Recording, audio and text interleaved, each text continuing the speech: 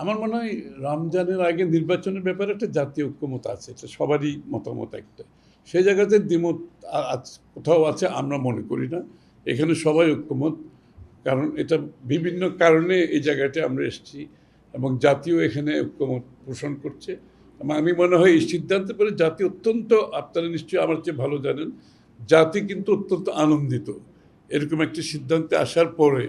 সবার মধ্যে একটা স্বস্তি ফিরে আসছে। জীবন অবাক না করলে কে করবে? 28% মিল্ক ফ্যাটের অবাক করার সাথে ফ্রেশ মিল্ক পাউডার। জীবন অবাক করুক প্রতিদিন। এবং এই জায়গাটার মধ্যে কোনো অসুবিধা আমি দেখছি না।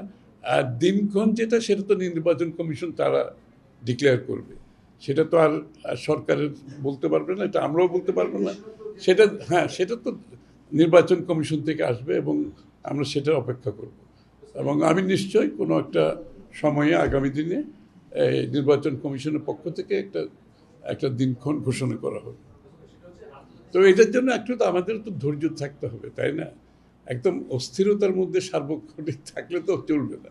একটু তো ধৈর্য ধরতে হবে জাতিকে, একটু সহনশীল হতে হবে। সুতরাং আমার মনে হয় আমাদের মধ্যে আস্থারও একটা ব্যাপার আছে। আমরা যদি একেবারে আস্থাহীন হয়ে যাই, সেটা কিন্তু কোনো, আমি যে কালচারের কথা বলছি, যে সংস্কৃতির পরিবর্তনের কথা বলছি, আমরা সহনশীলতা, পরস্পর প্রতি রেসপেক্ট থাকা, সেটার জন্য আবার একটু ধৈর্যও থাকতে হবে, তো তাই না? একদম অস্থিরতার মধ্যে থাকলে তো সমস্যা, এবং এটা কোনো জাতির জন্য এটা কাম্য না, একটা অস্থিরতার মধ্যে দিন কাটানো। আমাদের মধ্যে আলাপ আলোচনা হইতে একটু ধৈর্য ধরি এবং আমরা সঠিক পথে যাব।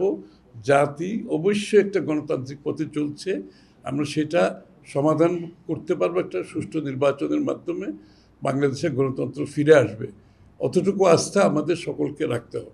আন্তর্জাতিক পরিস্থিতির সাথে আমাদের নির্বাচনের তো কোনো সম্পর্ক নেই। নির্বাচন তো আমাদের অভ্যন্তরীণ ব্যাপার, এটার সাথে আন্তর্জাতিক পরিস্থিতির কোনো সম্পর্ক নেই, কোনো কারণ নেই।